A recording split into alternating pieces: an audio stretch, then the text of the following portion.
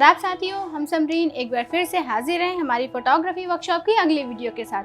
तो दोस्तों, आज हम जानेंगे कि फोटोग्राफी में लाइट की क्या ज़रूरत है और एस्पेक्ट रेशियो क्या होता है। एस्पेक्ट रेशियो हमें फ़ोटो का आकार के बारे में बताता है। तो अगर आपको ये जानना हो कि फ़ोटो का आकार क्या है, तो आप फ़ोटो की लंबाई और ऊंचाई देखेंगे, तो इसी से हमें पता चलेगा कि फ़ोटो का एस्पेक्ट रेशियो क्या है। तो आइए सबसे पहले जानते हैं एस्पेक्ट रेशियो को लिखते कैसे हैं। x/y, यहाँ पर x फोटो की लंबाई है और y फोटो की ऊंचाई है। आइए आप जानेंगे कि एस्पेक्ट रेशियो को कैलकुलेट कैसे करते हैं। फोटो की लंबाई को उसकी ऊंचाई से भाग करने पर हमें पता चलता है कि फोटो का एस्पेक्ट रेशियो क्या है। जैसे कि अगर फोटो का लंबाई 800 पिक्सल है और उसकी ऊंचाई 400 पिक्सल है, तो उस फोटो का एस्पेक्ट रेशियो 2:1 होगा।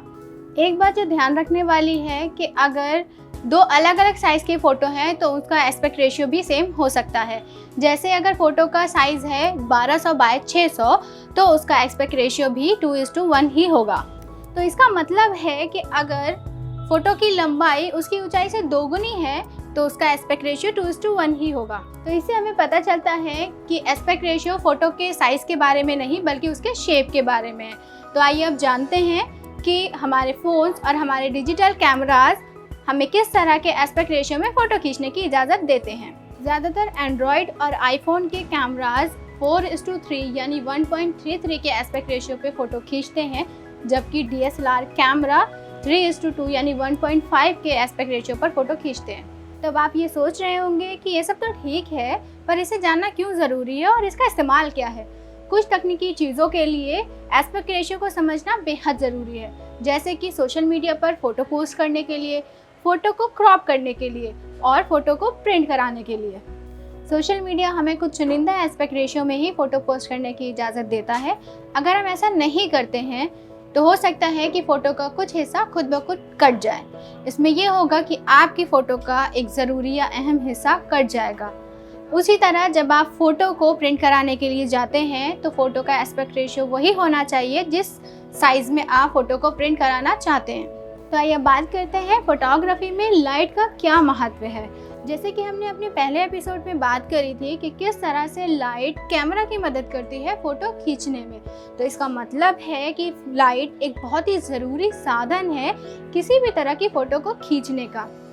लाइट सिर्फ फ़ोटो की चमक को ही नहीं तय करता है, बल्कि उसमें किस तरह का भाव है ये भी तय करता है। इस तरह से हमारे आसपास लाइट के बहुत सारे ज़रिए मौजूद हैं। वो प्राकृतिक तौर पर भी हैं और इंसानों द्वारा बनाए हुए भी। आमतौर पर बात करें तो लाइट दो तरह की हो सकती है, हार्ड लाइट और सॉफ्ट लाइट। जब लाइट किसी स्पष्ट चीज़ से होकर आ रही होती है, जैसे कि बल्ब की लाइट या फिर सूरज की रोशनी बिना बादलों के, तो ऐसी लाइट को हम हार्ड लाइट कहते हैं और इस लाइट में बनी हुई परछाई हमें गहरी नज़र आती है। इसी तरह जब सूरज की रोशनी बादलों से होकर के हमारे तक आती है तो ऐसी लाइट को हम सॉफ्ट लाइट कहते हैं और इस लाइट में बनी हुई परछाई हमें हल्की नज़र आती है। बहुत सारे फोटोग्राफर्स का मानना है कि सुबह के वक्त में जब सूरज निकलने से 1 घंटे पहले का वक्त होता है और शाम को सूरज ढलने के बाद जो 1 घंटे का वक्त है, वो वक्त फोटोग्राफी करने के लिए एक बहुत ही अच्छा वक्त है, क्योंकि उस वक्त में हमें हार्ड और सॉफ्ट लाइट एक साथ मिलती है। इसलिए इस वक्त को फोटोग्राफी की दुनिया में मैजिक आवर भी कहते हैं। लेकिन इसका मतलब ये नहीं है कि आप बाकी के समय में अच्छी फोटोग्राफी नहीं कर सकते। कम से कम हम तो आपको ऐसा नहीं कहेंगे। अब आखिर में लाइट को बेहतर तरीके से समझने के लिए हम आपको एक टिप देते हैं। आप अपने आसपास ये समझने की कोशिश कीजिए कि अलग अलग वक्त पर आपको किस तरह की लाइट दिख रही है, उनमें किस तरह के रंग और परछाई नज़र आ रही है और आपको किस तरह के भाव आ रहे हैं। जब आप ये बेहतर तरीके से समझने लगेंगे तब आप किसी भी तरह की लाइट में अच्छी फोटोग्राफी करने लगेंगे। तो इसी के साथ हम अपने फोटोग्राफी के इस सेशन को ख़त्म करते हैं। उम्मीद है आने वाले समय में हम कुछ नई चीज़ों के साथ आपके साथ हाजिर होंगे। आज के लिए बस इतना ही और हमसे जुड़ने के लिए आपका बेहद शुक्रिया।